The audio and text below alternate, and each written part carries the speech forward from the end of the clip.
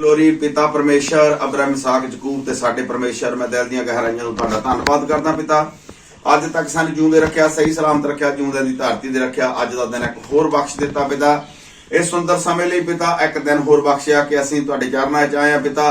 ਅਸੀਂ ਤੁਹਾਡੇ ਉਸ ਬਹੁਤ ਸਾਰੇ ਲੋਕ ਆ ਜਿਹੜੇ ਤੁਹਾਡੇ ਚਰਨਾਂ ਵਿੱਚ ਨਹੀਂ ਆ ਸਕੇ पिता। ਬਹੁਤ ਸਾਰੇ ਲੋਕ ਆ ਜਿਹੜੇ ਮਰ ਗਏ, ਕਬਰਾਂ ਵਿੱਚ ਉਤਰ ਗਏ, ਉਹ ਤੁਹਾਡੇ ਚਰਨਾਂ 'ਚ ਨਹੀਂ ਆ ਸਕਦੇ पिता। ਤੁਸੀਂ ਉਹਨਾਂ ਲੋਕਾਂ ਤੋਂ ਸਾਨੂੰ ਅਲੱਗ ਕਰਕੇ ਆਪਣੇ ਚਰਨਾਂ ਵਿੱਚ ਲੈ ਗਏ पिता, ਤਾਂ ਕਿ ਅਸੀਂ ਤੁਹਾਡੇ ਚੁਣੇ ਹੋਏ ਲੋਕ ਆ पिता। ਉਹ ਲੋਕ ਆ, ਅਸੀਂ ਆਪਣੀ ਮਰਜ਼ੀ ਨਾਲ ਇੱਥੇ ਕੋਈ ਵੀ ਨਹੀਂ ਆਇਆ पिता। ਇਹ ਤੁਹਾਡੀ ਮਰਜ਼ੀ ਆ, ਤੁਹਾਡੀ ਕਿਰਪਾ, ਤੁਹਾਡਾ ਰਹਿਮ, ਤੁਹਾਡਾ ਫਜ਼ਲ ਸਾਡੇ ਉੱਤੇ ਹੋਇਆ ਕਿ ਤੁਸੀਂ ਸਾਡੇ ਦਿਲਾਂ ਵਿੱਚ ਪਾਇਆ ਕਿ ਅੱਜ ਤੁਹਾਡੇ ਬੇਟੇ ਪ੍ਰਭੂ ਯਿਸੂ ਮਸੀਹ ਦੇ ਜਨਮ ਦਿਨ ਨੂੰ ਅਸੀਂ ਸੈਲੀਬ੍ਰੇਟ ਕਰੀਏ पिता। सचमुच ਅਸੀਂ ਆਪਣੇ ਆਪਣੇ ਘਰਾਂ ਵਿੱਚ ਆਪਣੇ ਬੱਚਿਆਂ ਦਾ, ਆਪਣੇ ਵੱਡਿਆਂ ਦਾ, ਛੋਟਿਆਂ ਦਾ, ਸਾਰਿਆਂ ਦਾ ਜਨਮ ਦਿਨ ਮਨਾਉਂਦੇ ਆ।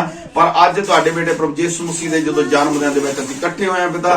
ਇਸ ਮੀਟਿੰਗ ਨੂੰ ਸ਼ੁਰੂ ਤੋਂ ਲੈ ਕੇ ਤੁਹਾਡੇ ਜ਼ੋਰਾਵਰ ਹੱਥਾਂ ਵਿੱਚ ਦੇ ਦੇਣਾ। ਜਿੰਨਾ ਚਿਰ ਇਹ ਮੀਟਿੰਗ ਚੱਲੇ ਤੁਹਾਡਾ ਰੋਬ, ਤੁਹਾਡਾ ਦਬਦਬਾ ਬਣਿਆ ਰਹੇ। ਇੱਕ ਇੱਕ ਜੀ ਨੂੰ ਆਪਣੇ ਜਲਾਲ ਲਈ, ਆਪਣੇ ਕੰਮਾਂ ਲਈ ਇਸਤੇਮਾਲ ਕਰੋ पिता। ਜਿੰਨੇ ਗੀਤ ਜ਼ਬੂਰ ਗਾਏ ਜਾਣ पिता, ਤੁਹਾਨੂੰ ਸਾਰੇ ਸਵਰਗਾਂ 'ਚ ਪਸੰਦ ਆਉਣ। ਗਾਉਣ ਵਾਲਿਆਂ ਦੇ ਗਲਿਆਂ ਨੂੰ ਮੱਸਾ ਕਰੋ ਅਤੇ ਵਜਾਉਣ ਵਾਲਿਆਂ ਦੇ ਹੱਥਾਂ ਨੂੰ ਮੱਸਾ ਕਰੋ, ਤਾਂ ਕਿ ਤੁਸੀਂ ਆਪਣੇ ਮਨ ਭਾਉਂਦੀ ਸਤੁਤੀ ਸਾਡੇ ਕੋਲੋਂ ਲਓ पिता।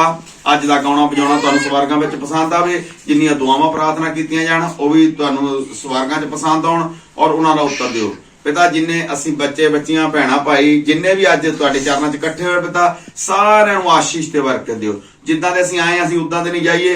ਅਸੀਂ ਤੁਹਾਡੇ ਨਾਮ ਨੂੰ ਨਾਲ ਬੁਲਾ ਕੇ ਆਪਣੇ ਘਰਾਂ ਵਿੱਚ ਜਾਈਏ ਔਰ ਤੁਹਾਡੀ ਸ਼ਾਂਤੀ ਸਾਡੇ ਘਰਾਂ ਵਿੱਚ ਹੋਵੇ, ਤੁਹਾਡੀ ਆਸ਼ੀਸ਼ ਸਾਡੇ ਘਰਾਂ ਵਿੱਚ ਹੋਵੇ। ਸਾਡੇ ਘਰਾਂ ਦੇ ਵਿੱਚੋਂ ਤੁਹਾਡੇ ਕਲਾਮ 'ਚ ਲਿਖਿਆ ਸ਼ੇਰ ਬੱਚਿਆਂ ਨੂੰ ਘਾਟਾ ਪੈਂਦਾ ਤੇ ਭੁੱਖ ਲੱਗਦੀ ਆ, ਤੇਰੇ ਤਾਲਬਾਂ ਨੂੰ ਕਿਸੇ ਚੰਗੀ ਚੀਜ਼ ਦੀ ਫੌੜ ਨਹੀਂ ਰਹੂਗੀ।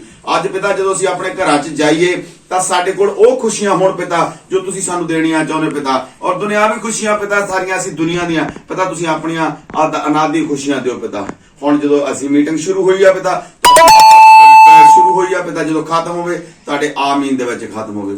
ਅੱਜ ਦਾ ਕਲਾਮ ਹੋਵੇ ਤੁਹਾਡੇ ਵੱਲੋਂ ਹੋਵੇ, ਅੱਗ ਦਾ ਪਾਇਆ ਹੋਵੇ। ਇੱਕ ਇੱਕ ਨੂੰ ਆਪਣੇ ਜਲਾ ਲਈ, ਆਪਣੇ ਕੰਮਾਂ ਲਈ ਇਸਤੇਮਾਲ ਕਰੋ।